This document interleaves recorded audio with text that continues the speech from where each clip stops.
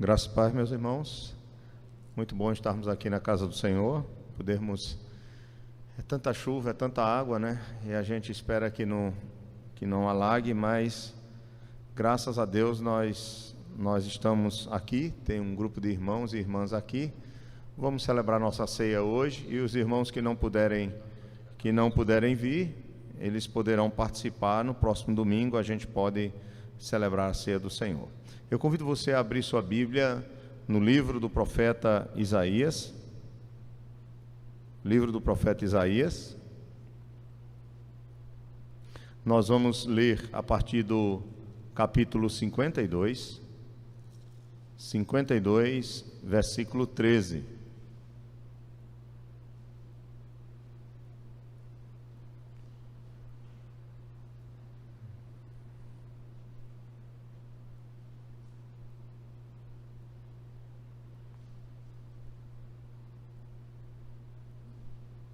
Isaías capítulo 52, verso 13, até o capítulo 53.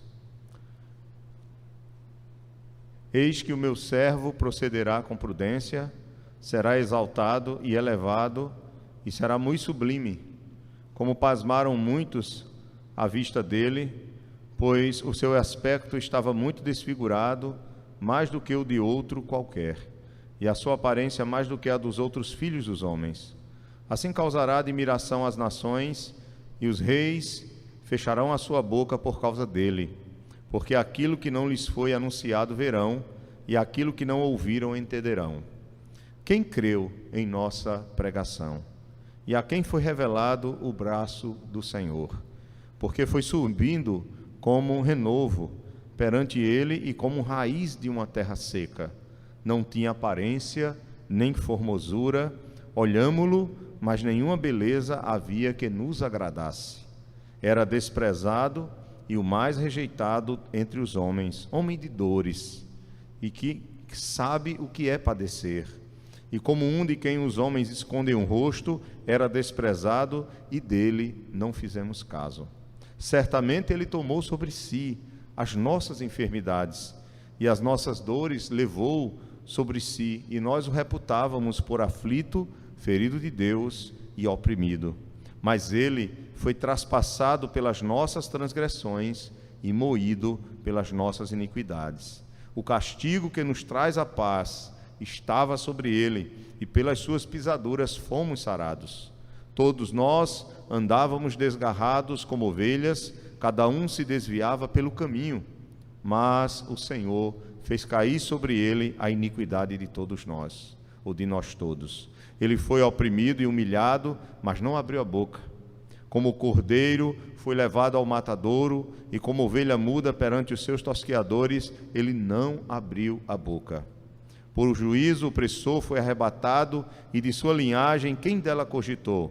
Porquanto foi cortado da terra dos viventes, por causa da transgressão do meu povo foi ele ferido. Designaram-lhe a sepultura com os perversos, mas com o rico esteve na sua morte, posto que nunca fez injustiça, nem dolo algum se achou em sua boca. Todavia ao Senhor agradou moê-lo, fazendo-o enfermar. Quando der ele a sua alma como oferta pelo pecado, verá a sua posteridade e prolongará os seus dias, e a vontade do Senhor prosperará nas suas mãos. Ele verá o fruto do penoso trabalho de sua alma e ficará satisfeito. O meu servo, o justo, com o seu conhecimento, justificará muitos, porque as iniquidades dele levará sobre si. Por isso eu lhe darei muitos como a sua parte, e com os poderosos repartirá ele o despojo. Porquanto derramou a sua alma na morte, foi contado com os transgressores, contudo levou sobre si o pecado de muitos, e pelos transgressores intercedeu. Amém. Aqui nós temos a profecia de Isaías sobre o servo sofredor. E a minha pergunta é: quem é esse servo sofredor em quem se aplica claramente o que está profetizado aqui? Onde na sua própria vida o que está profetizado aqui vai se cumprir. Nós vemos pelo Novo Testamento que essa profecia é acerca de Jesus. É Ele quem vem morrer e pagar pelas nossas iniquidades. É Ele que vem sofrer o castigo que é destinado a nós, castigo em nosso lugar, para que por meio dele nós possamos ser livres desse castigo e possamos ter vida. O nosso Senhor, ele já veio, ele já morreu por nós, ele já cumpriu essa profecia. Agora nós o esperamos a sua volta, a sua segunda vinda, para que se complemente a obra de salvação com a ressurreição dos mortos em nossa vida.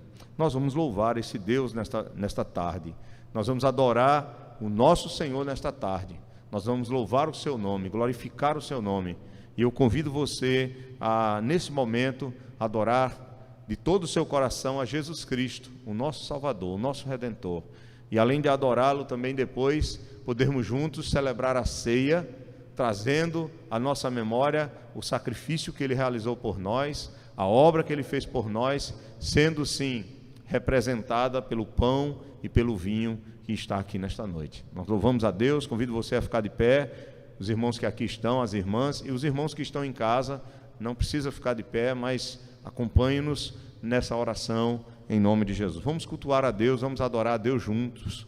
Eu peço desculpas hoje pela manhã, nós demos todo o estudo para quem estava aqui, mas no meio da gravação, ou no começo da gravação, houve um problema, nosso computador se desligou e acabou não havendo mais gravação. Ainda bem que eu não soube, né? Continuei pregando como se estivesse gravando, porque senão tinha tirado a minha paz. Mas graças a Deus deu certo e tudo correu bem, pelo menos aqui.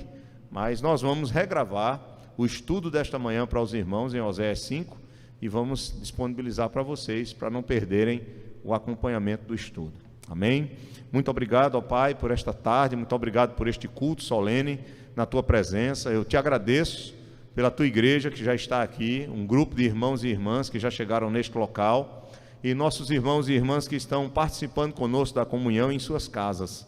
Continua, Senhor, a falar conosco, tanto pela leitura da palavra, como pelos louvores, como também, ó Pai, pela pregação, a exposição das Escrituras. Fala ao nosso coração, enche-nos da Tua presença, da alegria do Teu Espírito, e que nesta tarde, ó Pai, nós possamos aqui de todo o coração, com simplicidade, louvarmos o Teu santo nome. Nós Te bendizemos por cada vida que aqui está e por aqueles que não estão, e pedimos pelos nossos irmãos e irmãs que estão em casa, assim também por aqueles que estão doentes. Quero também Te agradecer, ó Deus, pelo parente do irmão Rostan, que saiu da UTI. Quero Te agradecer também pela vida de Débora, de Felipe, que estão se recuperando da Covid e estão caminhando bem, ó Pai, em casa. Nós Te louvamos, ó Deus, pela Tua bondade e também por outras pessoas que estão também sendo recuperadas. Mas também quero Te pedir por aqueles que estão passando mal, por aqueles que estão internados, entubados, e também por aqueles que perderam os seus entes queridos, tanto pela Covid como também por outras enfermidades. Que o Senhor traga paz ao coração, traga firmeza, que nós entendamos que nesta vida nós somos peregrinos e que a vida eterna, Senhor, a vida eterna, ela começa a ser provada de uma maneira muito maior quando nós partirmos para estar com o Senhor. Nós Te louvamos pela Tua santa palavra, pela Tua presença no nosso meio. Dispõe nosso coração para Te adorar, para Te servir nesta tarde e Te glorificar com toda a nossa alma, e enche-nos de amor pelo próximo e de amor por Ti, Senhor. Nós Te louvamos e Te agradecemos em nome de Jesus. Amém. Podem se sentar, meus irmãos. Quero passar a palavra a nossos irmãos do louvor, em nome de Jesus.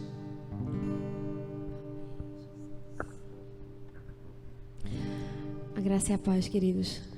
Te convido a louvar ao Senhor, aquele, como o pastor Adriano leu, aquele que foi transpassado, que foi moído por nós, né? Aquele que levou as nossas dores sobre si.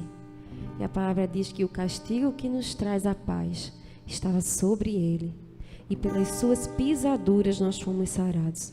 Esse é o nosso Jesus, que levou sobre si as nossas dores e as nossas enfermidades. A Ele vamos louvar nessa noite. Vamos entrar diante da presença dEle com alegria, com ações de graças, com o coração quebrantado diante do Senhor, né? Com o coração contrito para o adorar. Então, Jesus, em Tua presença, nos reunimos aqui nessa tarde.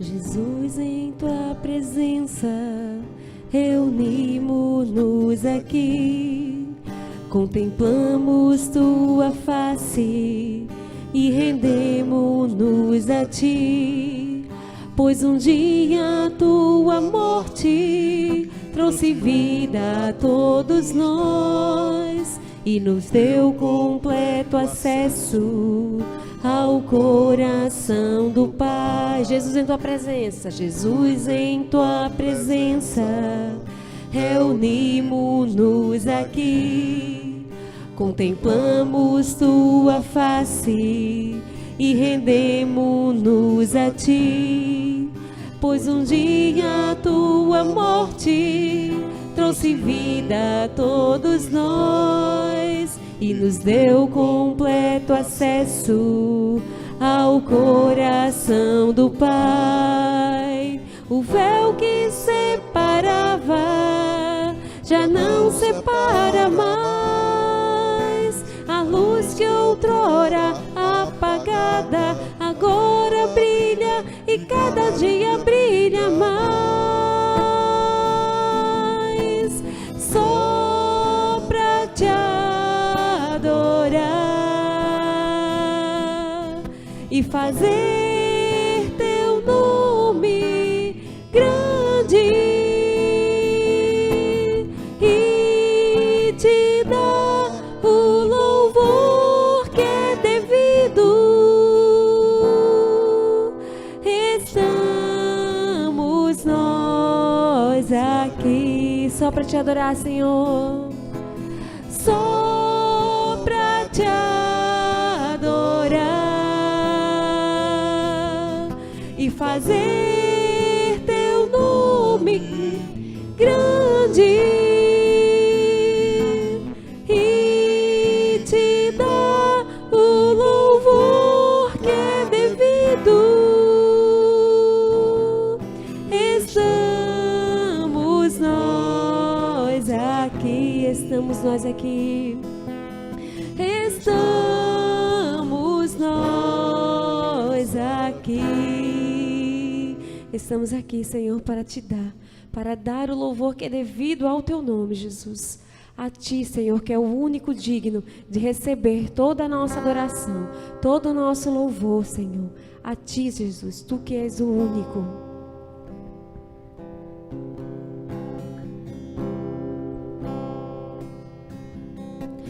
Ao único que é digno de receber a honra e a glória, a força e o poder, ao Rei eterno, imortal, invisível, mas real, a Ele ministramos o louvor. Ao único que é digno de receber a honra e a glória, a força e o poder, ao Rei eterno, imortal, invisível, mas real, a Ele ministramos o louvor. Coroamos a ti, ó Rei Jesus, coroamos a ti, ó Rei Jesus, adoramos o teu nome, nos rendemos aos teus pés, consagramos todo o nosso ser a ti. Coroamos, coroamos a ti, ó Rei Jesus, coroamos a ti, ó Rei Jesus, adoramos o teu nome, nos rendemos aos teus pés, consagramos todo nosso ser a ti. Consagramos todo nosso ser a ti. Diga para o Senhor: eu consagro todo o meu ser a ti.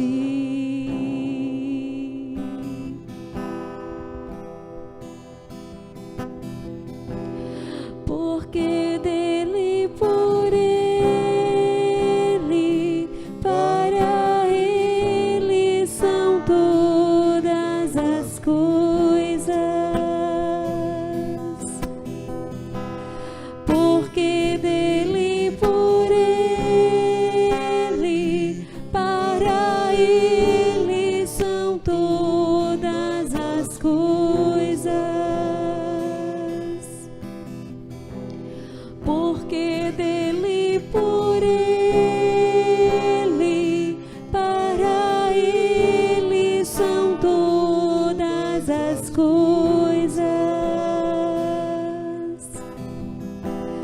Porque dele, por ele, para ele são todas as coisas.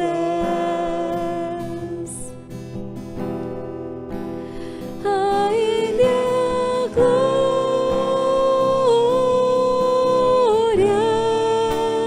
a ele a glória,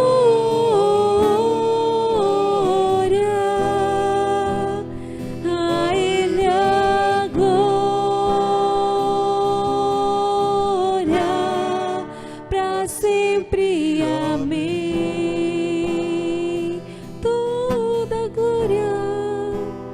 A ele a glória,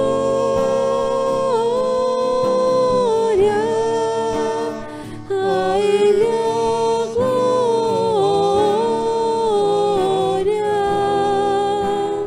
a ele a glória, para sempre. Amém. Quão profundas riquezas o saber e o conhecer de Deus.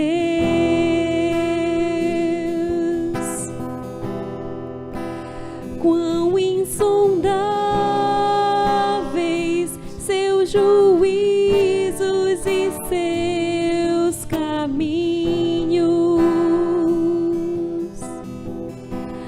Quão profundas riquezas o saber e o conhecer de Deus.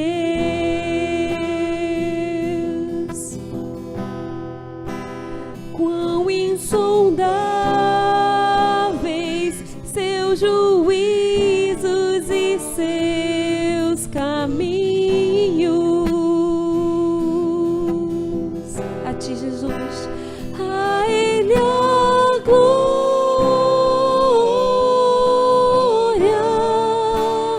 a ele a glória, a ele a glória, para sempre. Amém. A ele a glória. A ele a glória,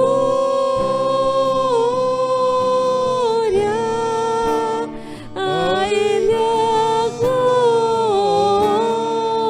glória, a ele a glória, para sempre. Amém. Toda a glória a ti, Jesus.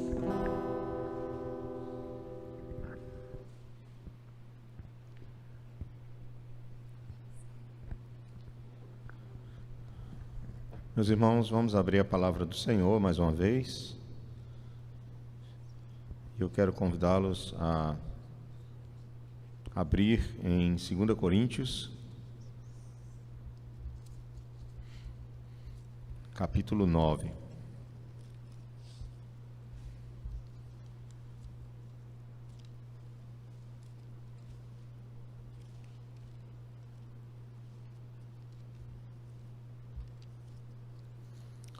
2 Coríntios, capítulo 9, nós vamos ler a partir do versículo 7.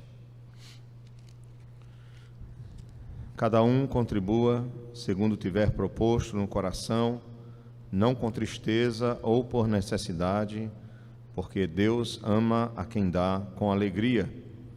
Deus pode fazer-vos abundar em toda graça, a fim de que, tendo sempre em tudo ampla suficiência, superabundeis em toda boa obra. Como está escrito, distribuiu, deu aos pobres, a sua justiça permanece para sempre. Ora, aquele que dá semente ao que semeia e pão, esse é Deus, né? E alimento, pão para alimento, também suprirá e aumentará a vossa sementeira e multiplicará os frutos da vossa justiça, enriquecendo-vos em tudo para toda generosidade, a qual faz que, por nosso intermédio, sejam tributadas graças a Deus. A oferta, contribuir com a obra de Deus, colocada aqui pelo apóstolo Paulo de uma maneira muito clara, sobre o propor no coração a contribuição. Ou seja, ninguém deve ser persuadido ou forçado a contribuir com a obra de Deus. Nós precisamos ter consciência, nós precisamos conhecer a palavra, entender a palavra, reconhecer as bênçãos de Deus em nossas vidas, o quanto Deus tem sido maravilhoso, né? O quanto Ele tem cuidado de nós, Ele não deixa faltar nada, ter consciência do significado do que é uma igreja, do compromisso de uma igreja, do compromisso de uma igreja com seus membros, do compromisso de uma igreja com a obra missionária. Então, quando você passa a conhecer tudo isso, aí você entende porque Deus nos ensina a contribuir desde o Antigo Testamento com a obra dele. Outra coisa é que quando nós contribuímos com a obra de Deus, nós também estamos agindo pela fé. Nós estamos sendo gratos, mas nós também estamos agindo pela fé, porque se cremos que Deus é quem nos dá o pão de cada dia, e vemos que Ele tem nos dado, e tem nos dado condições de contribuir com a sua obra, nós vemos o quanto Deus é maravilhoso, confiamos que aquilo com que contribuímos não vai faltar para as nossas vidas, porque Deus é fiel e Ele cuida de nós, Ele cuida do seu povo. A ordem de contribuir com a obra, a ordem de você poder fazer algo do seu próprio esforço para contribuir com a obra de Deus, isso existe desde o Antigo Testamento. Vocês já pararam para pensar sobre o que significa sacrificar um animal puro, porque Deus não aceitava determinados tipos de animais? Não é que o problema esteja no animal em si. O problema é que, para se ofertar a Deus no Antigo Testamento, sacrificar algum animal a Ele, esse animal ele precisava ser um animal necessário para a subsistência do homem, um animal que ele criasse, que ele cuidasse, que ele precisasse mantê-lo vivo, como um rebanho de gado miúdo, por exemplo, as ovelhas ou os caprinos, então, que a Bíblia chama de gado miúdo, e o gado mesmo. Tudo isso requer trabalho, tudo isso requer despesas, requer esforço. Então, quando Deus exige algo que se apresente a Ele, que se sacrifique a Ele, é claro que todos os sacrifícios apontavam para Cristo, mas Ele requer daquela pessoa que dê algo. Inclusive, Ele não aceitava animal que fosse deficiente, Ele não aceitava animal doente. Por quê? Porque requer sim um reconhecimento, e requer que algo seja feito, algo que te leve a ter uma despesa, um valor com aquilo, para você aprender a crer que é Deus que supre as nossas necessidades. E aqui Paulo diz que nós devemos contribuir com o que nós propomos em nosso coração, não com tristeza. Ou seja, eu contribuir com a obra de Deus deve ser um ato de alegria, porque deve ser um ato de adoração, deve fazer parte do nosso culto ao Senhor. Não deve ser com tristeza, não deve ser com constrangimento, mas deve ser com alegria, porque adorar a Deus com aquilo que temos é algo maravilhoso, irmãos. Deus, Ele é fiel, e Ele tem nos abençoado com tantas coisas, não há como se comparar o que Deus tem nos dado com as contribuições que nós fazemos com a obra de Deus. E depois ele diz que não deve ser por necessidade. Ou seja, eu não devo contribuir visando algo em troca. Eu não devo contribuir querendo fazer alguma barganha com Deus. Deve ser fruto da minha gratidão, fruto da minha fé, fruto da minha alegria em estar adorando a Deus e em estar podendo participar do seu reino, da sua obra. sabendo que Ele está me usando e está me dando condições para eu contribuir com a sua obra. Isso é maravilhoso. E no final ele diz, porque Deus ama a quem dá com alegria. Na verdade, há uma satisfação em Deus quando nós estamos fazendo isso de forma alegre, com gratidão e com fé. Então, que Deus nos abençoe, nós possamos contribuir com a obra de Deus. Nesse momento, nós colocamos aqui desse lado, para ficar mais fácil, são poucas pessoas, só tem um desse lado hoje, tá? Então, você fique à vontade, e nesse momento, enquanto nós contribuímos, também vamos louvar a Deus com um cântico, vamos adorá-lo com gratidão.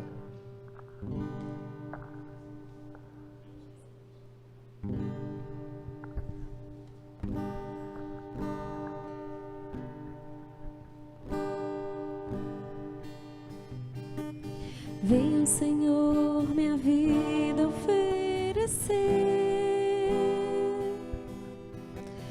como oferta de amor e sacrifício. Quero minha vida a te entregar como oferta viva em teu altar. Venha, Senhor, venha, Senhor, minha vida oferecer como oferta de amor e sacrifício. Quero a minha vida a te entregar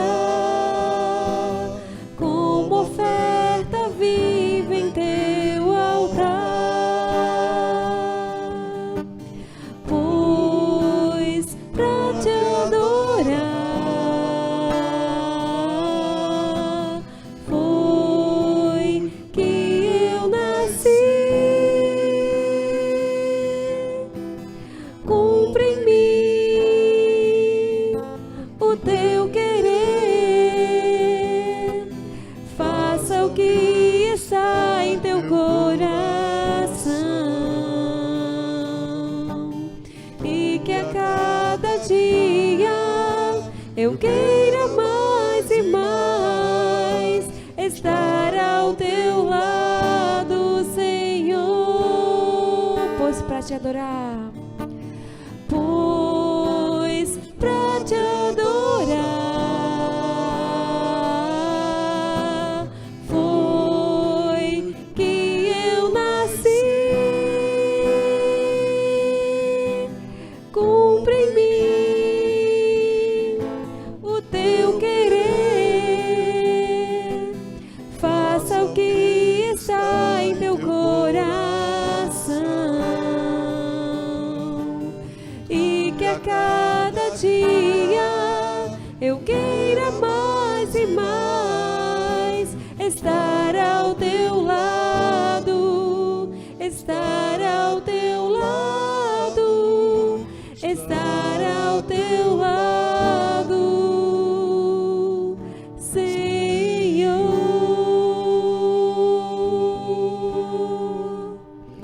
Amém, Senhor.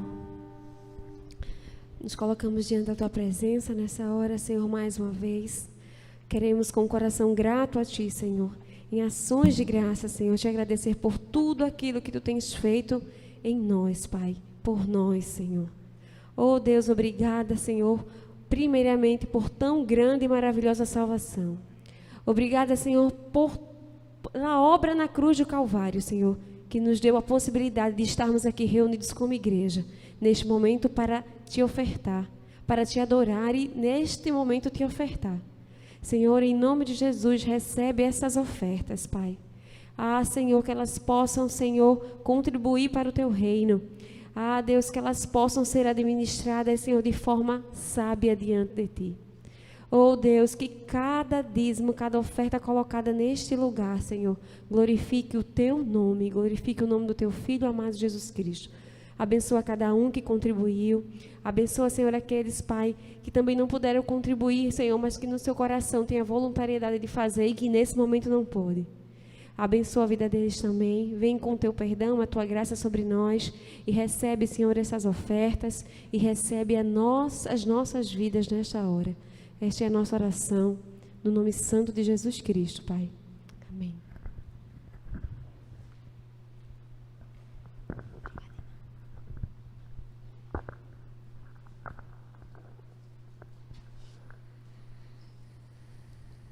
Que bênção, meus irmãos.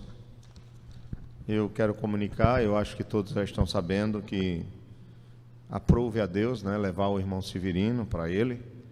Foi na sexta-feira à noite, ele veio a óbito na sexta-feira à noite, mais ou menos entre 7 e 8 horas da noite, e foi nos comunicado, é claro, com a correria da família, né, a tribulação. Então foi comunicado pela manhã, no domingo pela manhã, ou perdão, no sábado pela manhã, domingo é hoje, né, foi ontem, no sábado pela manhã, e aí a cerimônia fúnebre e o sepultamento foi à tarde, ali no cemitério Parque das Flores. Que os irmãos continuem orando pela família, né, para que Deus traga conforto, é natural, vem todo o processo agora de luto, mas nós temos a convicção e a certeza de que nosso irmão está com o Senhor, que ele descansou, né, das suas obras e também do seu sofrimento. Ele vinha sofrendo muito, ele tinha sido entubado nos últimos dias, foi constatado sim um AVC, né, mais um AVC, ele já tinha tido um, foi o que piorou bastante o quadro de saúde dele, e sem contar também a diabetes, né, ele tinha já a diabetes há muito tempo, ele já fazia hemodiálise há 2 anos, e não estava conseguindo mais nem realizar o processo de diálise dele no hospital, porque ele passava mal. Então, Deus, ele sabe como trabalhar em nossas vidas. Por mais difícil que seja, nós enfrentarmos a morte de um ente querido, e pode ser também que seja difícil o processo da morte de cada um de nós não sabemos como vai ser, mas uma coisa é certa, irmãos, o Senhor, ele está presente em nossas vidas, em cada momento. E só sabe quem passa. Quem passa por tribulação, vocês passam por outras tribulações, eu também, mas nós sabemos como Deus tem sido maravilhoso em nossas vidas. Cada um tem as suas lutas, mas nós sabemos que haverá aquela luta que será a nossa luta final, né? Que é quando nós adoecermos, se assim for, né? Que pode ser que não, pode ser que morramos de uma hora para outra, eu não sei. Mas uma coisa é certa, a Bíblia diz que nada nos separará do amor de Deus que está em Jesus Cristo, nem mesmo a morte. Nada, estaremos sempre com o Senhor ao nosso lado. Ele nos pertence e nós também pertencemos a Ele, somos um só povo. Ele inclusive nos chama de irmãos lá no capítulo 2 de Hebreus, se eu não me engano, no capítulo 2. Abra sua Bíblia, num texto bem conhecido de todos, em João. Eu gostaria de... Já preguei nesse texto, já dei estudo para vocês, todo o Evangelho de João nós estudamos aqui na igreja, verso por verso, capítulo por capítulo, mas eu quero trazer à nossa memória justamente algumas informações que João vai falar acerca da pessoa de Jesus no capítulo 1. Procurarei ser bem breve, nós teremos ainda a ceia, embora o grupo seja pequeno, mas nós temos a ceia, mas eu gostaria de chamar a sua atenção para que você refletisse um pouco mais sobre a pessoa de Jesus. É interessante que, durante a história da igreja, nos primeiros séculos da igreja cristã, até o século V, houve muitas discussões sobre a pessoa de Jesus, sobre especificamente como se dava as duas naturezas em Cristo, na pessoa de Jesus Cristo. Por exemplo, a natureza divina e a natureza humana. Houve muitas discussões sobre isso, porque no decorrer da história da igreja também surgiram algumas heresias acerca da pessoa de Cristo. Uma delas é o apolinarismo, outra delas é o eutiquianismo. Mas existiam outras, como por exemplo o arianismo. O arianismo que nós temos as testemunhas de Jeová como descendentes aí de muito tempo dessa doutrina ariana. Se nós nos prendermos apenas o que a Escritura fala, nós vamos ver que ela é muito clara acerca da pessoa de Jesus. Enquanto haviam heresias que falavam apenas da divindade dele, havia outras heresias que afirmavam mais a sua humanidade e deixavam a sua divindade de lado. Isso é muito perigoso. Isso é muito perigoso para a nossa fé, porque isso faz parte da base da nossa fé na pessoa de Jesus. Se você errar em relação à verdadeira doutrina acerca da pessoa de Cristo, você estará completamente confuso e talvez até perdido acerca da sua fé e acerca da sua salvação. Cristo é plenamente Deus. Jesus Cristo é plenamente homem, como João vai mostrar aqui no capítulo 1. E a pergunta que eu começo fazendo para vocês é: quem é o Verbo de Deus declarado aqui no capítulo 1 de João? Vamos lá. Capítulo 1 de João, Evangelho, versículo 1. No princípio era o Verbo, e o Verbo estava com Deus, e o Verbo era Deus. Presta atenção nas afirmações dele. No princípio, que princípio? Lá no começo, quando Deus resolveu criar todas as coisas.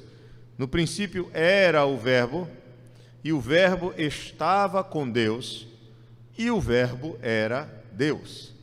Verso 2, ele estava no princípio com Deus, todas as coisas foram feitas por intermédio dele, e sem ele nada do que foi feito se fez. A vida estava nele, e a vida era a luz dos homens. A luz resplandece nas trevas, e as trevas não prevalecem contra ela. Houve um homem enviado por Deus, cujo nome era João. Este veio como testemunha para que testificasse a respeito da luz, a fim de todos virem a crer por intermédio dele.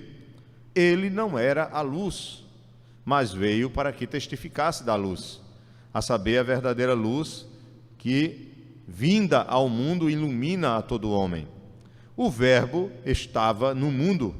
O mundo foi feito por intermédio dele, mas o mundo não o conheceu. Veio para o que era seu, e os seus não o receberam. Mas a todos quantos o receberam, deu-lhes o poder de serem feitos filhos de Deus, a saber, aos que creem no seu nome, os quais não nasceram do sangue, nem da vontade da carne, nem da vontade do homem, mas de Deus. Verso 14. E o Verbo se fez carne, e habitou entre nós, cheio de graça e de verdade, e vimos a sua glória, glória como do unigênito do Pai. João testemunha a respeito dele e exclama: este é de quem eu disse, o que vem depois de mim tem contudo a primazia, portanto já existia antes de mim. Porque todos nós temos recebido da sua plenitude graça sobre graça, porque a lei foi dada por intermédio de Moisés. A graça e a verdade vieram por meio de Jesus Cristo. Ninguém jamais viu a Deus, o Deus unigênito que está no seio do Pai é quem o revelou. Até aqui. Irmãos, essas afirmações acerca de quem é o Verbo nos faz perceber claramente que o Verbo, que é Jesus Cristo, aqui declarado nesse texto, está muito claro, principalmente no versículo 14 e no versículo 17. Esse Verbo aqui, ele é apontado como participando dos eventos mais importantes da existência. Ele está desde a criação até a redenção e a glória sobre todas as coisas. É interessante que sobre o Verbo, mas antes de entrar em relação a quem é esse Verbo, quem é essa pessoa e quais as suas características aqui demonstradas nesse texto, nós vamos ver que João, o apóstolo João, um dos 12, é o responsável por escrever esse evangelho. E o evangelho de João, que é um dos 4 evangelhos que temos na Bíblia, ele é muito diferente dos outros 3 evangelhos. Porque em vez de ele se preocupar em fazer um relato muito mais histórico da biografia de Jesus, ele vai dar ênfase sobre alguns pontos que ele acredita, é claro, dirigido pelo Espírito Santo, que são extremamente necessários para a fé daqueles que vão ler o seu evangelho.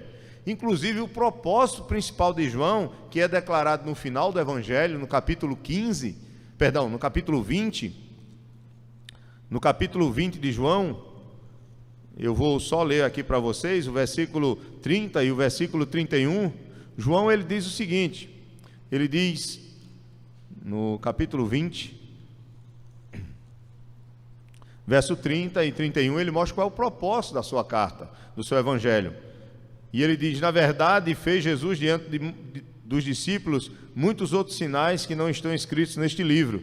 Estes, porém, foram registrados, olha o propósito dele, para que creiais que Jesus é o Messias, para que Jesus é o Cristo, para que creiais que Jesus é o Cristo, o Filho de Deus, e para que crendo tenhais vida em seu nome. Então João, ele sabe que não há vida fora de Cristo, não há vida abundante, não há vida eterna fora de Jesus. Então ele diz: eu fiz todo esse trabalho em escrever esse evangelho para que vocês, evidentemente, os leitores originais do evangelho de João, ou os primeiros leitores, foram os irmãos lá de Éfeso.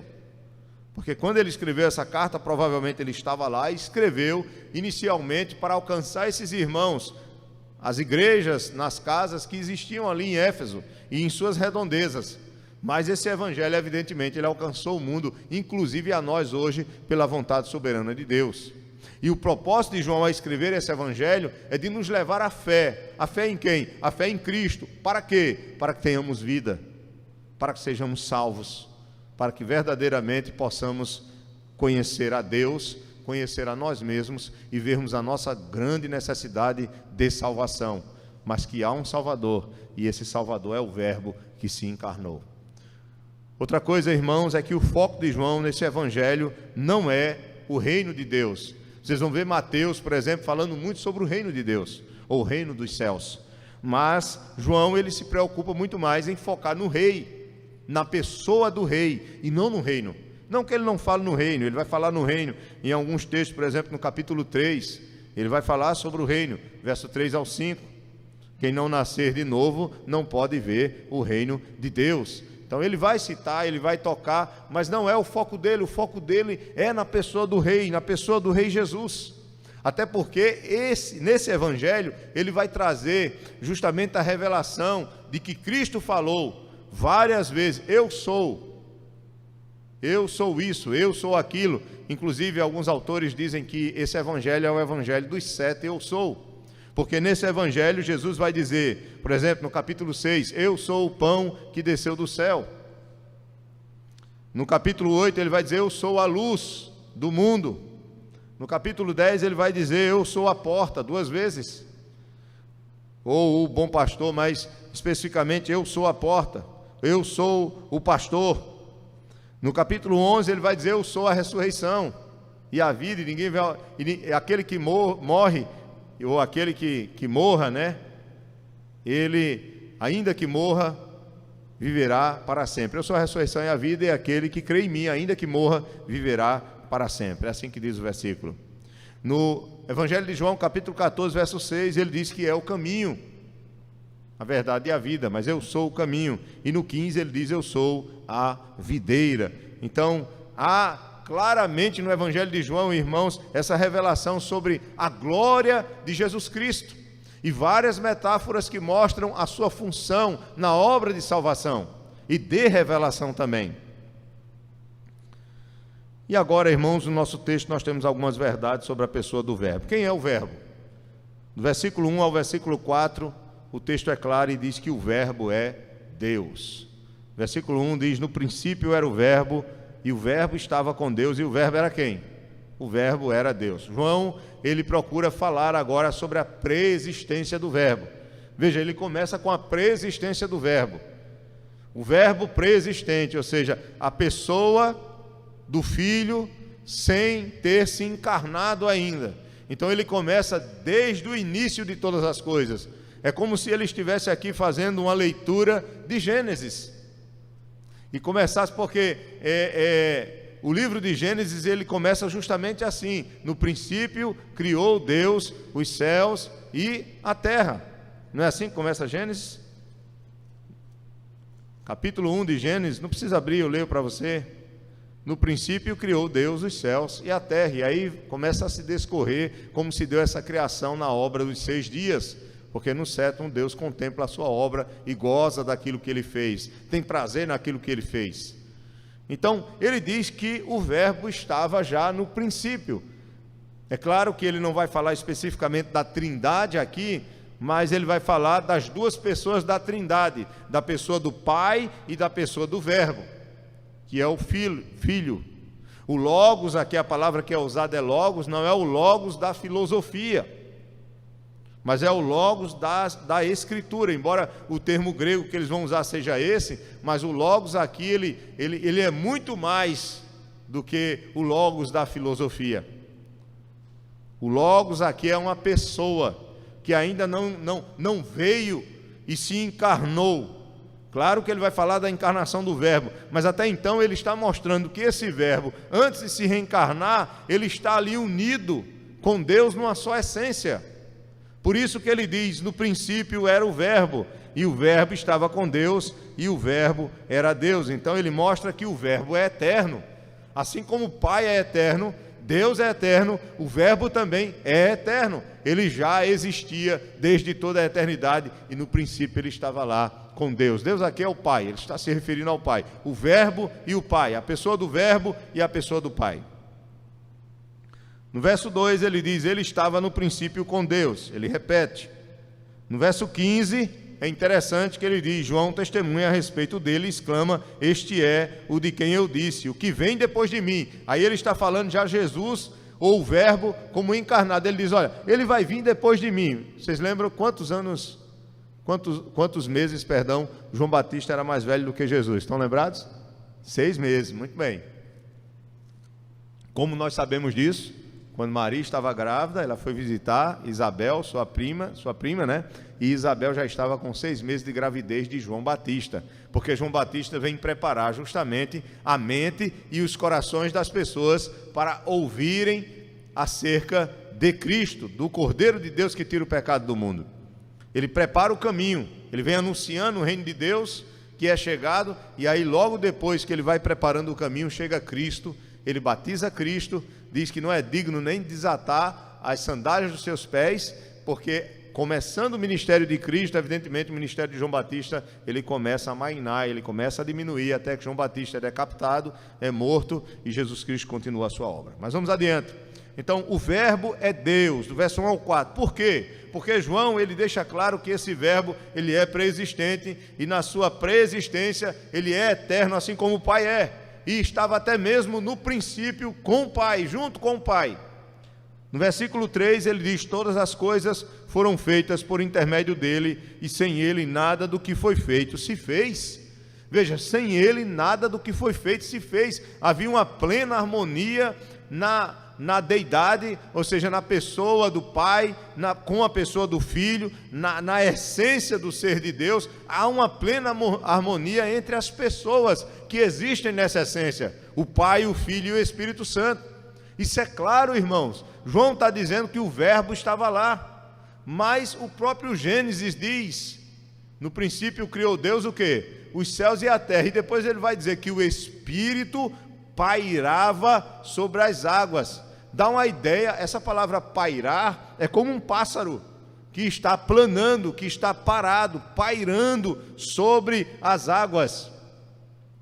Então veja, nós temos o Pai, nós temos o Verbo e nós temos o Espírito pairando sobre as águas lá em Gênesis. Não é à toa que quando Jesus vai ser batizado nas águas por João Batista, nós temos ali o Verbo encarnado já, nós temos o Pai falando, este é meu Filho amado em quem me comprazo, e nós temos o Espírito pairando também, como pomba, descendo sobre quem? Sobre Cristo. A Trindade presente, as 3 pessoas da Trindade em harmonia na obra da criação, mas também as 3 pessoas da Trindade em harmonia na obra da salvação. O Pai, o Filho e o Espírito Santo, cada um fazendo aquilo que lhe é devido dentro do plano que eles estabeleceram, o plano da nossa salvação. Então, continue comigo o texto. Nada do que foi feito sem ele poderia ser feito. As três pessoas agindo poderosamente. Ele não foi criado, mas ele criou tudo e fez com que tudo dependesse dele para permanecer existindo. No verso 4 diz: a vida estava nele e a vida era a luz dos homens. A luz resplandece nas trevas, e as trevas não prevalecem contra ela. Ele é a vida. O texto é claro, a vida estava nele. Não somente ele era vivo, mas a própria vida estava nele. E a própria vida e toda a existência depende dele para continuar existindo. No capítulo 5 de João, no versículo 26, o próprio Jesus, se referindo a si mesmo, ele diz assim, olha, João 5, 26, ele diz: porque assim como o Pai tem vida em si mesmo, também concedeu ao Filho ter vida em si mesmo. E, continuando o nosso texto aqui, voltando para o capítulo 1, nós poderíamos lembrar também do texto que eu já falei aqui, em João 11, 25, em que Jesus diz: eu sou a ressurreição e a vida, né? Eu sou a ressurreição, e aquele que crê em mim, ainda que morra, viverá eternamente. Estava falando ontem, na cerimônia fúnebre, quando Jesus diz: eu sou o caminho, a verdade e a vida, quando ele diz eu sou a vida, ele não está se referindo à palavra bios, de onde vem o termo biologia.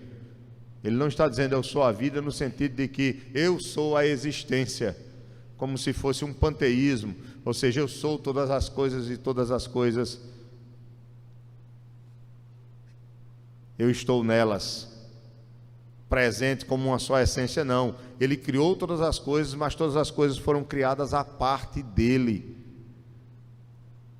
Ele não é todas as coisas e todas as coisas não são ele. Ele criou e deu vida a todas as coisas, e a vida de todas as coisas dependem dele para existir.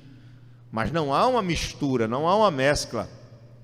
Ele é independente, ele é uma pessoa independente, mas criou todas as coisas. Mas quando ele diz eu sou a vida, ele não está se referindo à vida no sentido de bios, tá? Ele está se referindo à vida em oposição à morte. Eu sou a vida no sentido de conceder vida e dar vitória àquele que está comigo sobre a morte, que é a maldição para o pecado.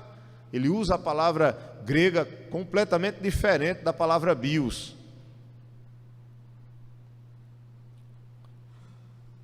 É uma palavra que dá a ideia em oposição à morte. Eu não vou citar qual é a palavra, porque não precisa, né? A gente está falando sobre isso, porque vocês não vão entender e não há necessidade disso. Tá bom? Mas vamos lá.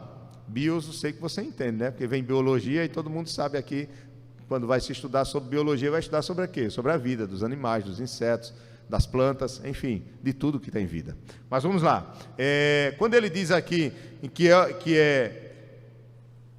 a vida estava nele e a vida era a luz dos homens, então nós temos aqui outra característica do Senhor. Se a primeira claro, resumindo tudo em uma só palavra, é que do versículo 1 ao 4, o verbo é Deus. O verbo estava com Deus, todas as coisas foram criadas por ele, dependem dele para existir, porque ele é a vida. Ele é a vida. E ele é a vida no sentido de dar vida a todas as coisas, de fazer com que todas as coisas dependam dele para existir. E também ele é a vida no sentido de oposição à morte, de fazer com que todos aqueles que estão ligados a ele passem a vencer a morte por causa da obra que ele vai realizar depois, não somente como Deus, mas sim como homem, como verdadeiramente, ou como verdadeiro homem. Do verso 5 até o verso, eu vou ler aqui com vocês até o verso 9, na verdade já começa no verso 4, parte B, quando ele diz: e a vida era a luz dos homens. Por que a vida era a luz dos homens? Porque o salário do pecado é a morte, e o pecado ele trouxe o homem para as trevas no sentido de estar afastado de Deus, de estar afastado da vontade de Deus.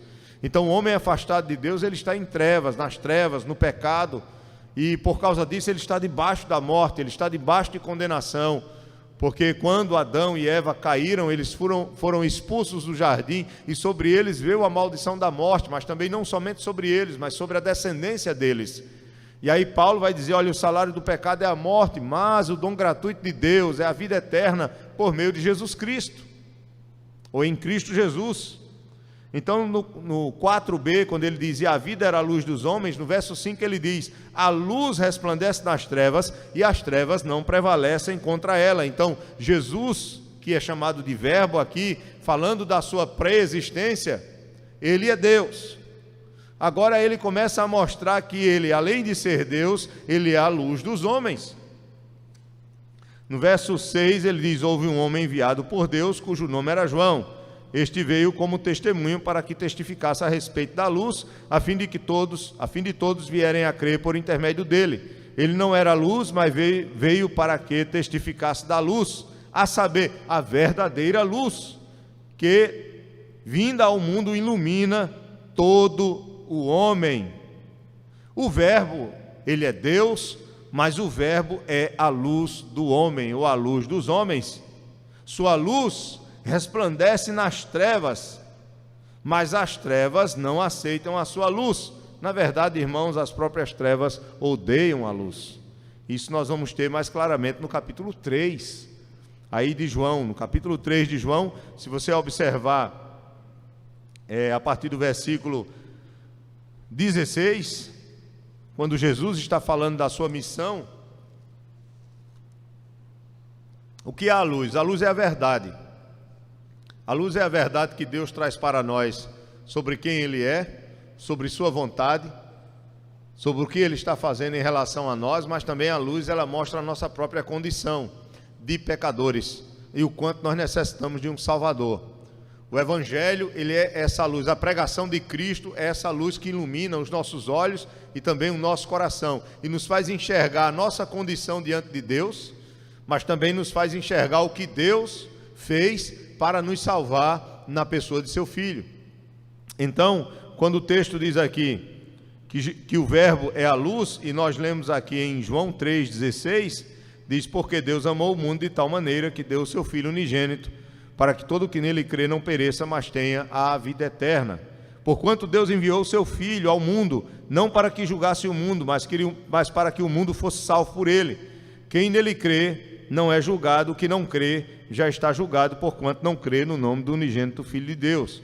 O julgamento é este, olha aí, que a luz veio ao mundo, revelando o quê? O pecado dos homens, e ao mesmo tempo o quê? O amor de Deus, e a salvação através do verbo que se encarna, do Deus que se faz carne. E aí ele diz, e os homens amaram mais as trevas, ou seja, amaram mais o pecado do que a luz, porque as suas obras eram más. Pois todo aquele que pratica o mal aborrece a luz, e não se achega para a luz, a fim de não serem arguidas as suas obras. Quem pratica a verdade aproxima-se da luz, a fim de que as suas obras sejam manifestas, porque feitas em Deus. Volte aí para o capítulo 1.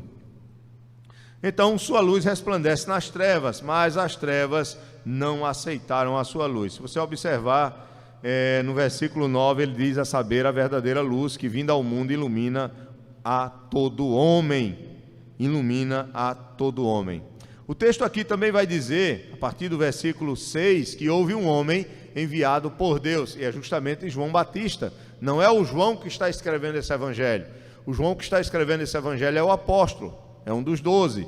Mas aqui há um testemunho sobre outro João, o primo de Jesus, aquele que teria apenas 6 meses de diferença, 6 meses mais velho do que o Senhor, que batizou o Senhor, que foi o último dos profetas, um dos maiores de todos, ou o maior de todos os profetas, né, como o texto mesmo diz.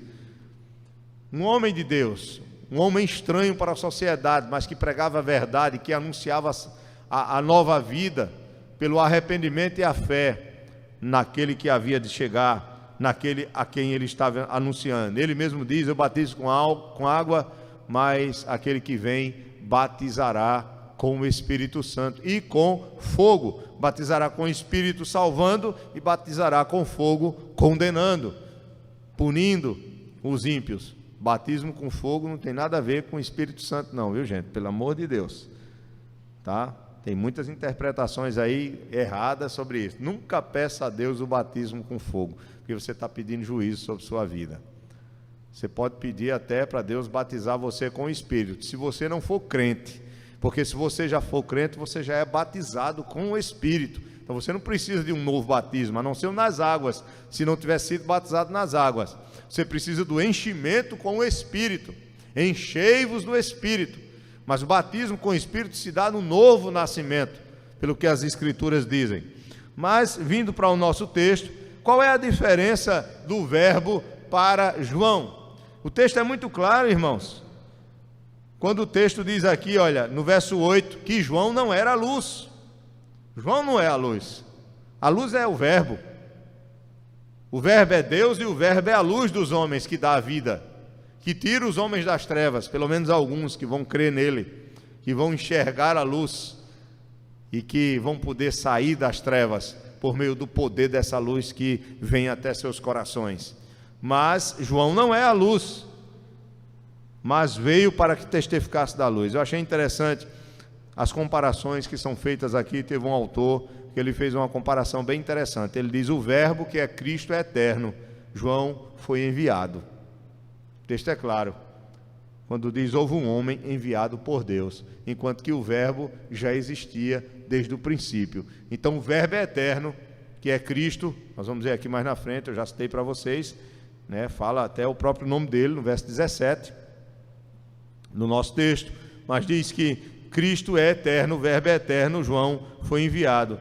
Cristo é o verbo, João é um homem simples.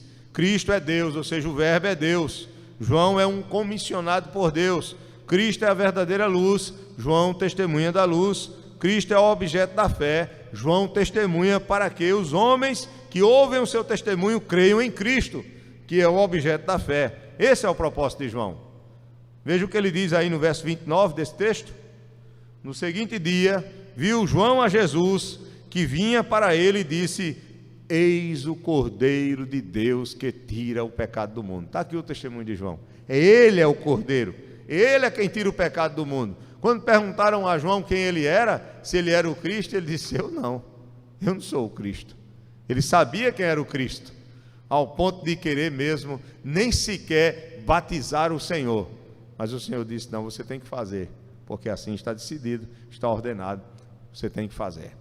Tá? Mas vamos lá, continuando o nosso texto, nós vimos que Cristo, ou o verbo, é a luz dos homens. Cristo, que é o verbo, é a verdadeira luz que ilumina o mundo, manifestada ao mundo pela pregação do Evangelho. Quando nós pregamos a Cristo, pregamos o Evangelho, que é o anúncio de Cristo, nós estamos sendo como João, anunciando a luz para o mundo. E aí o Espírito Santo se encarrega em iluminar o coração das pessoas que escutam a pregação de Cristo. Por isso que quando você vai ver a pregação dos apóstolos, quem é o centro da pregação deles? É Cristo. Eu não devo pregar sobre mim mesmo, eu não devo pregar sobre minha igreja, eu não devo pregar sobre as qualidades de outras pessoas, eu não devo pregar sobre os santos do Antigo Testamento, eu devo pregar sobre Cristo, porque Cristo é a verdadeira luz, Cristo é Deus, e Cristo é homem que morre pelos nossos pecados. Ele é a luz dada também aos crentes verdadeiros. Efésios capítulo 1, verso 18 fala sobre isso. Mas por incrível que pareça, ele também é luz para os crentes que não são verdadeiros. Aqueles crentes que vão estar no nosso meio, que são crentes nominais, que de alguma certa forma foram iluminados, mas nunca nasceram de novo. Esses crentes que foram iluminados, mas que nunca nasceram de novo, está em Hebreus capítulo 6, versículo 4. Foram de alguma forma iluminados, mas não iluminados para a salvação. É interessante que Paulo, quando vai falar da sua experiência de salvação, no capítulo 4, você não precisa abrir, só se você quiser, em 2 Coríntios, no capítulo 4, quando Paulo fala da sua própria salvação e da pregação do Evangelho como meio pelo qual Deus está trazendo as pessoas, ou o Espírito Santo usa para transformar o nosso coração, Paulo, ele fala sobre a questão da luz. Primeiro no verso 4, de 2 Coríntios 4, ele vai dizer o seguinte, ele diz que nos quais o Deus deste século cegou o entendimento dos incrédulos, para que lhes não resplandeça a luz do evangelho da glória de Cristo, o qual é a imagem de Deus. E aí ele vai dizer: porque não nos pregamos a nós mesmos, mas a Cristo Jesus como Senhor, e a nós mesmos como vossos servos, por amor de Jesus. Porque Deus que disse: das trevas resplandecerá a luz. E aí ele vai dizer quem é a luz. Ele mesmo resplandeceu em nosso coração para a iluminação do conhecimento da glória de Deus na face de Cristo. Então é a revelação de quem é Deus, da sua vontade, do seu amor, da sua obra redentora em Cristo, e ao mesmo tempo a revelação da nossa condição de trevas, de pecadores, que faz com que essa luz, quando nos torna conscientes sobre o nosso estado e sobre a obra maravilhosa de Cristo para nos salvar, em nos substituir, nos faz enxergar, abre os nossos olhos, os olhos da nossa consciência, do nosso entendimento, do nosso coração, e nós abraçamos Cristo como nosso Salvador, e aí somos retirados das trevas do pecado, das trevas da condenação, para a luz da nova vida, da santidade e da salvação na pessoa de Jesus Cristo. Estou caminhando agora para terminar, e eu quero agora citar o último ponto deste tópico. É muito rico o texto, mas eu estou passando por cima de algumas coisas aqui, mas vamos adiante. Então o verbo, ele é Deus, o verbo, ele é a luz dos homens, o verbo veio para salvar os seus, os que creem no seu nome. Ele não vai salvar a todos, mas somente os que creem no seu nome. O verbo é Deus, o verbo é luz, o verbo é homem. E o verbo é homem justamente para nos salvar. Porque se ele não fosse homem, quem poderia pagar por nós mesmos? Somente um homem precisaria pagar por outro homem.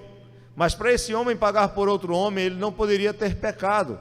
Porque se ele tivesse pecado, ele estava debaixo da mesma condenação que todos os homens estão. Porque todos pecaram e destituídos estão da glória de Deus. Todos pecaram e sobre si têm o salário do pecado, que é a morte. Mas aí a palavra de Deus diz que Cristo se torna homem, especificamente no verso, eu quero ler ao inverso, né? Eu quero começar com 14, para depois voltar para o verso 10.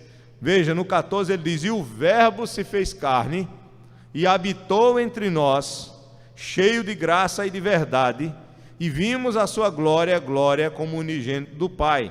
Quem é o verbo? O verbo é Cristo, porque no verso 17 ele vai dizer que a lei foi dada por intermédio de Moisés, a graça e a verdade vieram por meio de Cristo. No 18 ele diz: ninguém jamais viu a Deus, mas o Deus unigênito. Ele chama o verbo de Deus aqui claramente, o Deus unigênito, ou seja, esse Deus que é filho do Pai, esse Deus que se torna homem, que está no seio do Pai, é quem o revelou. A revelação plena do Pai é a pessoa do Filho, é o verbo que se encarna. Volte aí para o verso 10. O verbo estava no mundo, o verbo foi feito por intermédio dele. O verbo estava no mundo, o mundo foi feito por intermédio dele, mas o mundo não o conheceu. Não o conheceu no sentido de não dar credibilidade a ele, de não crer nele. Tanto que o contexto vai dizer isso. Ele veio para o que era seu, ou seja, para os judeus, primeiramente, mas eles não o quê? Não creram nele.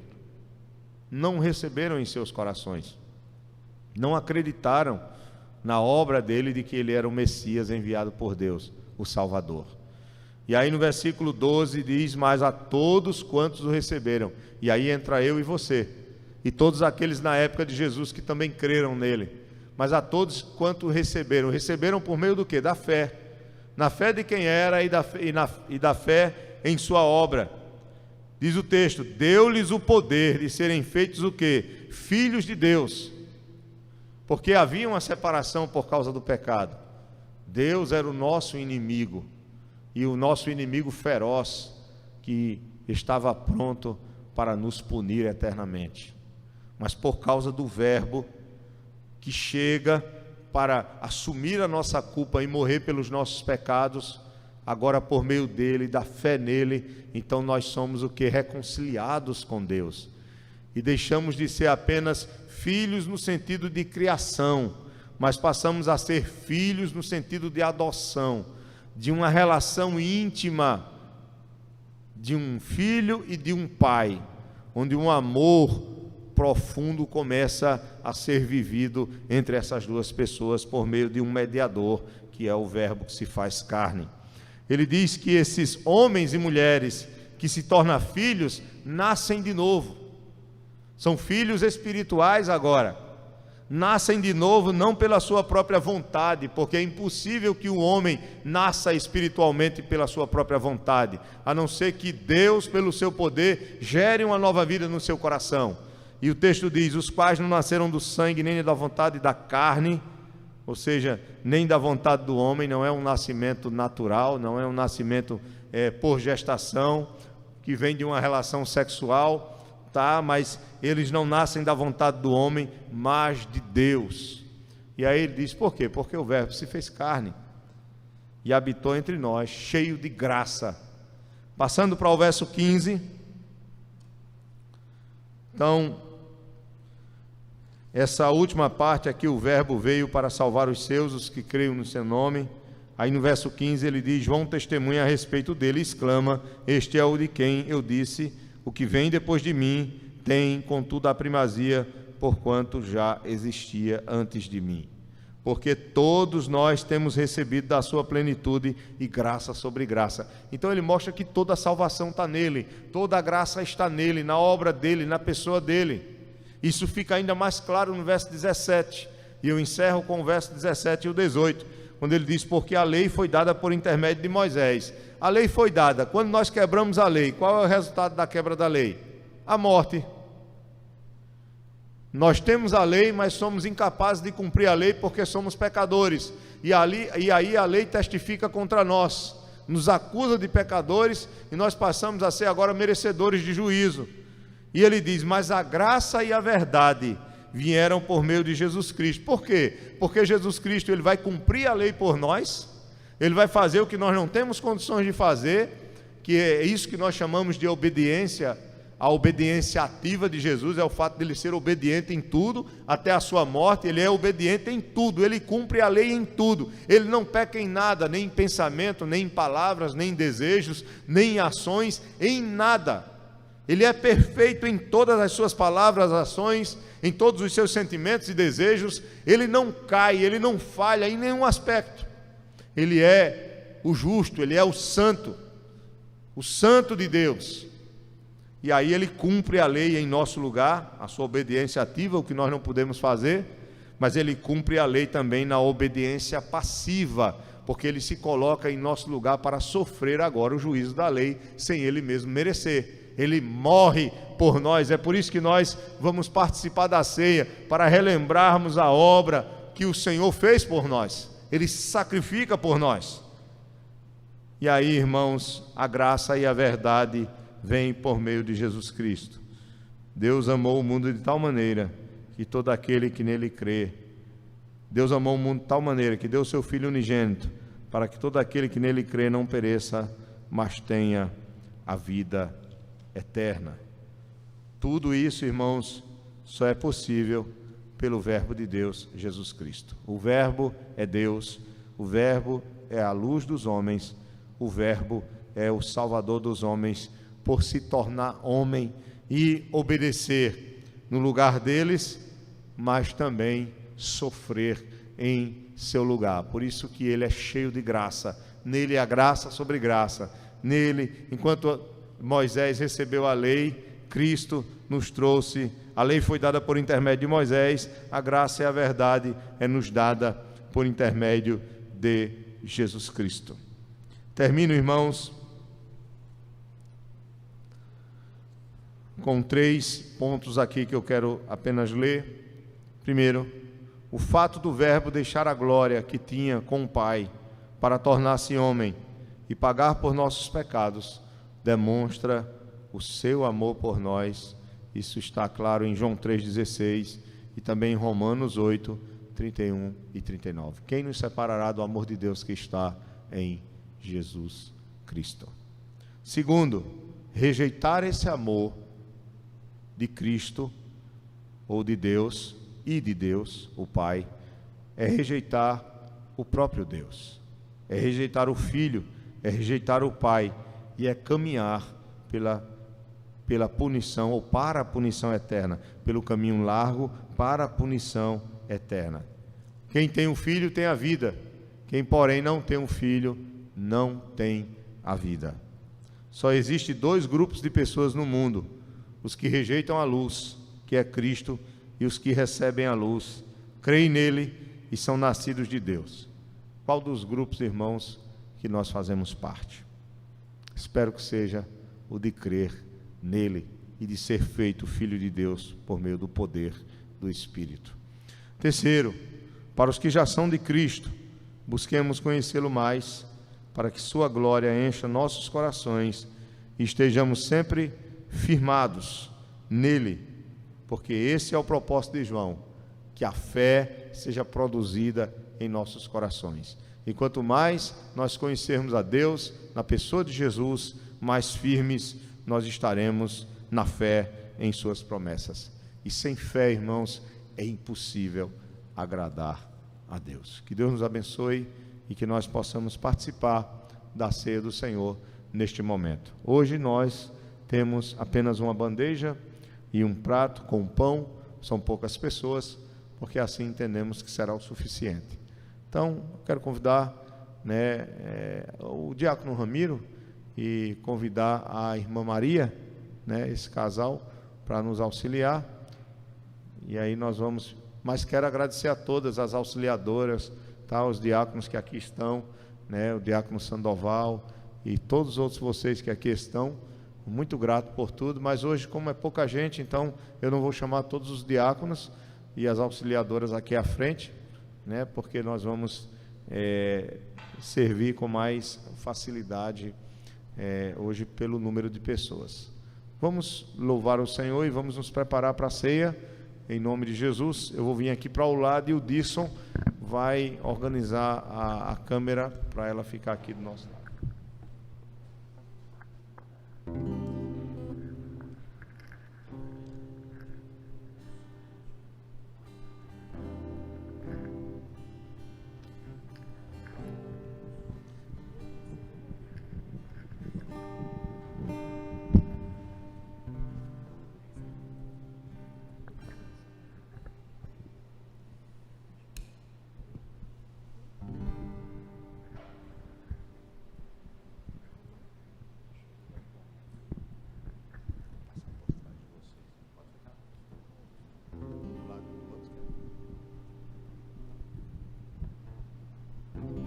Amém, meus irmãos? Vamos ficar de pé, vamos orar ao Senhor, vamos agradecer a Deus.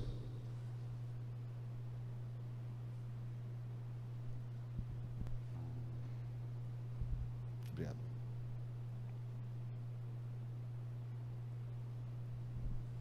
Senhor nosso Deus, nós te apresentamos, ó Pai, este pão que neste momento, ó Pai, tem um propósito de servir para representar o Teu corpo que foi moído, que foi partido por nós.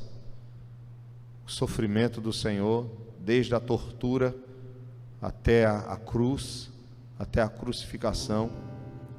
Assim também, ó Pai, nós apresentamos ao Senhor o elemento do vinho, do suco de uva, que representa o Teu sangue que foi derramado na cruz.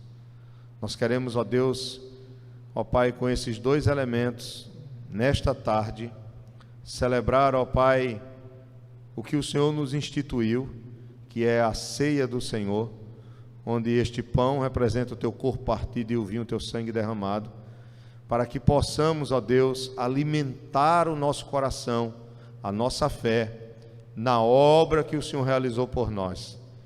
E há também, ó Pai, renovarmos o nosso compromisso contigo, percebendo, ó Deus, o sofrimento e o preço que o Senhor pagou por cada um de nós.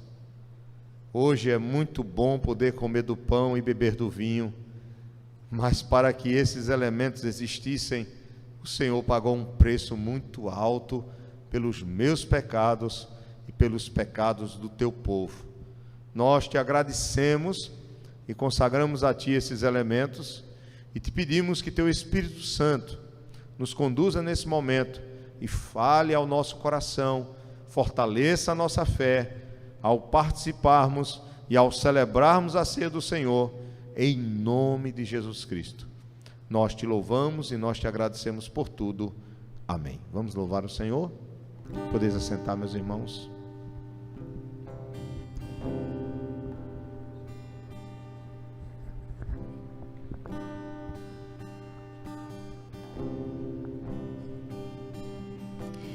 Bendito seja o Cordeiro que na cruz por nós padeceu. Bendito seja o teu sangue que por nós ali ele verteu. Eis nesse sangue lavados com roupas que tão alvas são, os pecadores remidos que perante seu Deus hoje estão.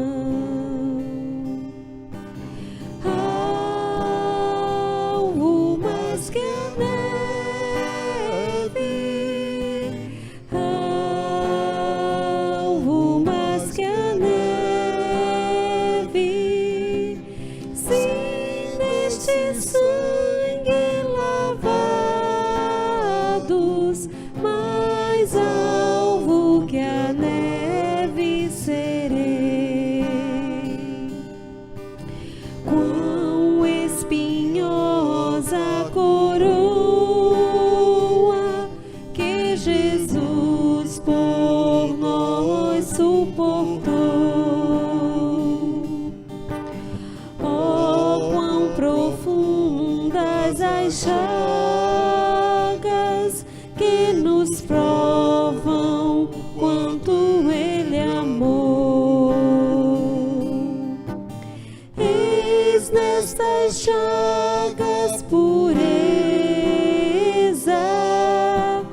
para o maior pecador, pois que mais alvos que a neve, o teu sangue nos torna, Senhor.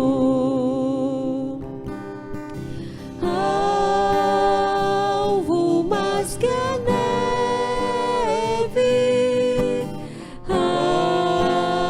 alvo mais que a neve, sim, neste sangue lavados,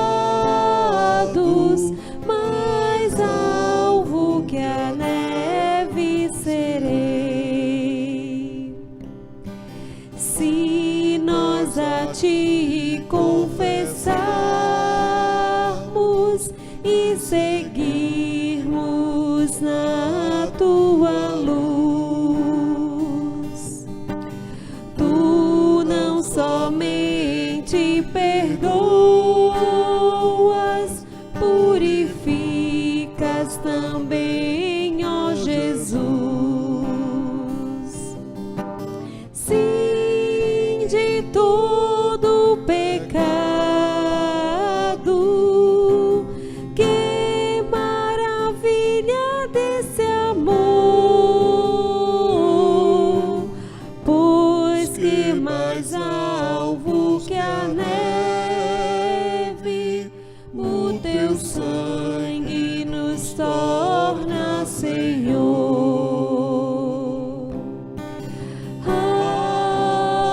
Alvo mais que a neve, alvo mais que a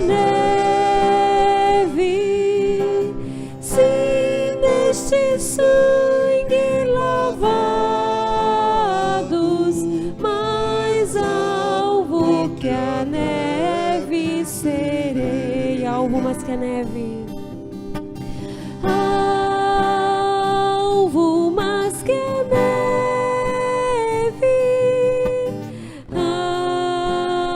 Alvo mais que a neve. Sim, neste sangue lavados, mais alvo que a neve serei. Que maravilha, meus irmãos. Os irmãos, né, o diácono Ramiro, a auxiliadora, a irmã Maria, vai servir os irmãos do louvor.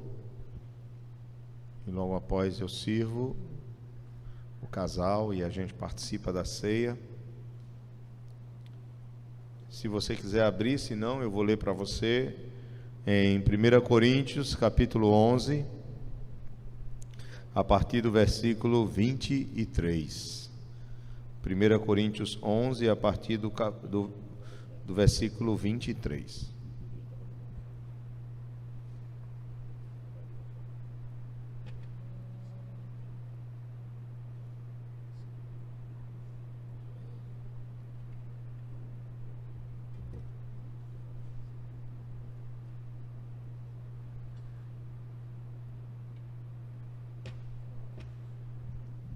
Versículo 23 do capítulo 11 de 1 Coríntios diz: porque eu recebi do Senhor o que também vos entreguei, que o Senhor Jesus, na noite em que foi traído, tomou o pão, e tendo dado graças, o partiu e disse: isto é o meu corpo, que é dado por vós, fazei isto em memória de mim. Por semelhante modo, depois de haver ceado, tomou também o cálice, dizendo: este cálice é a nova aliança no meu sangue, fazei isto todas as vezes que o beberdes em memória de mim. Porque todas as vezes que comerdes este pão e beberdes o cálice, anunciais a morte do Senhor até que ele venha, porque ele ressuscitou, e ele está vivo, e reina, e voltará. Por isso, aquele que comer o pão ou beber o cálice do Senhor indignamente, será réu do corpo e do sangue do Senhor. Examine-se, pois, o homem a si mesmo, assim como do pão, e beba do cálice. Pois quem come e bebe sem discernir o corpo, come e bebe juízo para si. Eis a razão porque há entre vós muitos fracos e doentes, e não poucos que dormem. Porque se julgássemos a nós mesmos, não seríamos julgados. Mas quando julgados, somos disciplinados pelo Senhor, para não sermos condenados com o mundo. Claro que algumas palavras de Paulo têm muito a ver com o contexto daquela igreja de Corinto, que estava realmente, em vez de celebrar a ceia de maneira correta, estava mais havendo ali divisões e confusões, e gula e embriaguez e muitos outros pecados. Mas o que eu quero dizer para vocês nesta noite é que participar da ceia não é um ato simplesmente religioso, mecânico, em que nós participamos todos os meses. Quando nós participamos da ceia, nós precisamos prestar atenção no significado dela e considerar esse significado e atentar para o que Jesus Cristo fez por nós, para a sua obra na cruz do Calvário, o seu sacrifício, tudo que ele passou, o seu amor por nós, o fato de nós não merecermos ele morrer, ele deixar o seu corpo padecer, ele receber a ira de Deus em nosso lugar, derramar o seu sangue, tudo isso ele fez por amor de nós. Nós temos que refletir sobre isso, nós temos que refletir sobre o nosso compromisso com ele, sobre o pacto, a aliança que nós fizemos com ele, a nova aliança que foi feita, né, que nós fizemos com ele, ele fez conosco, evidentemente, fazemos parte dessa nova aliança, e valorizarmos e, irmãos, reconhecermos que nós precisamos amá-lo e servi-lo ainda com muito mais desejo, fidelidade em nosso coração. Então, na noite em que ele foi traído, ele tomou o pão, deu graças, partiu o pão, distribuiu aos discípulos, deu aos discípulos, deu a palavra: tomai e comei, e explicou: isto é o meu corpo. Participemos, irmãos, do pão em nome de Jesus.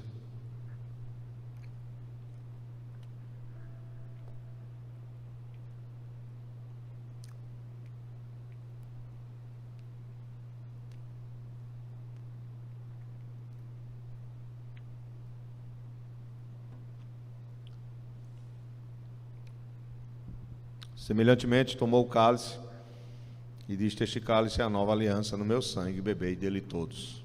Somos parte do Senhor. Vamos participar. Passar para o diácono Romiro orar, agradecendo ao Senhor. Pode orar de máscara, Romiro. Senhor amado, Pai eterno querido, agradecemos a Ti por este momento, Pai, que é muito especial, porque nós damos graças a Ti e fazemos, ó Pai amado, lembranças de algo muito principal e importante na história do cristianismo, que foi a morte e a ressurreição de Cristo, Senhor.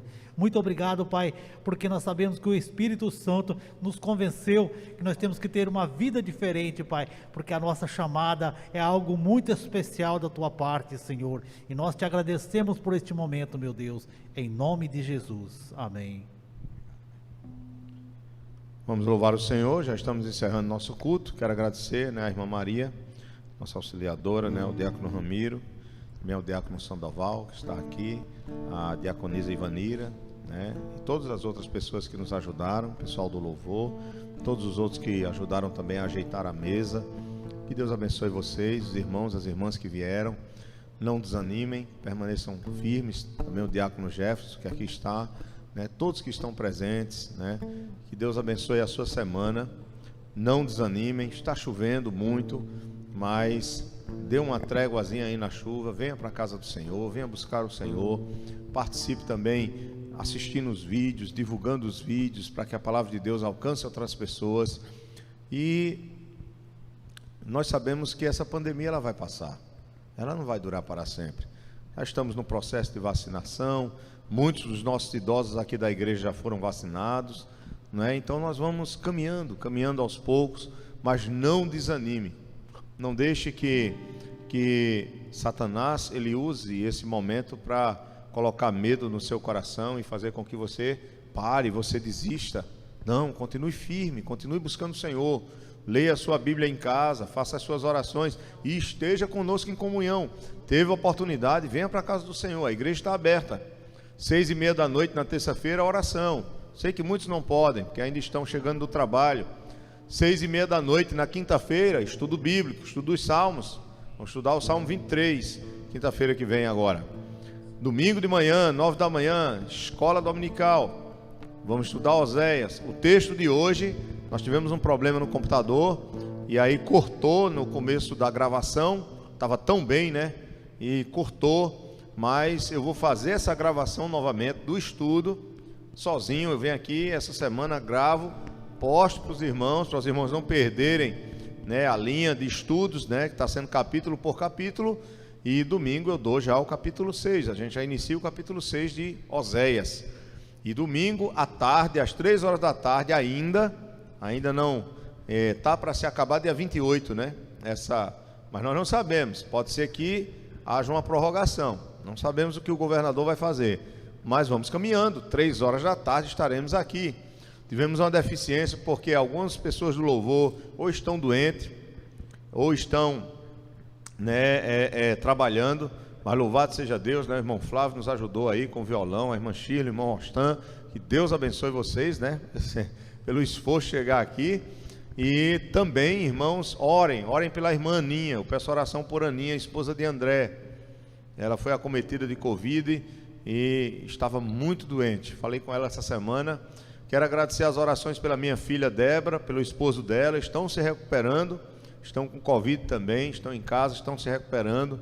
E também continuar orando pelas pessoas que estão doentes, outras pessoas que estão acometidas de Covid, que nós nem sabemos. Eu soube que a irmã Joselita, ela estava com muitas dores no corpo, mas não é Covid, pelo menos não se sabe.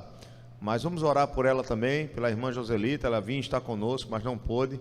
Pelos diáconos, pelas auxiliadoras, vamos orar pelos líderes da igreja, pelos líderes do departamento infantil, pelos líderes dos jovens, vamos orar pelos líderes das senhoras, as líderes das senhoras, porque está um pouco parado, está sendo difícil nós fazermos o que tínhamos de fazer. Com os jovens nós estamos nos encontrando a cada 15 dias, está sendo uma bênção.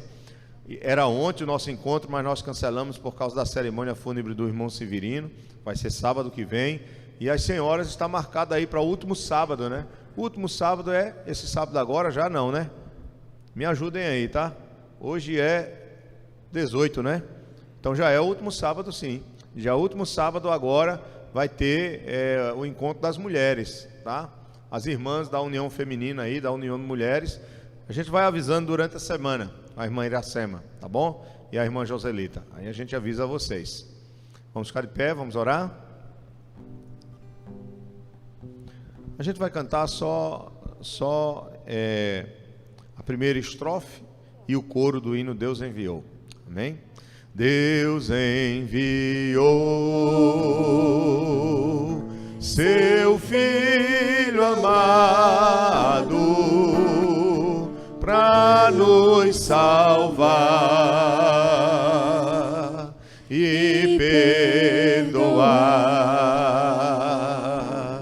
Na cruz morreu por meus pecados, mas ressurgiu e vivo com o Pai está, porque Ele vive, posso crer no amanhã, porque Ele vive, temor não há, mas eu bem sei, eu sei que a minha vida está nas mãos do meu Jesus, que vivo está. Que a graça de nosso Senhor Jesus Cristo, o amor de Deus, o nosso Pai, e a comunhão do Espírito Santo esteja com toda a igreja do Senhor para todo sempre. Amém. Deus abençoe, agradeça a Deus silenciosamente e recebam o nosso abraço em nome de Jesus.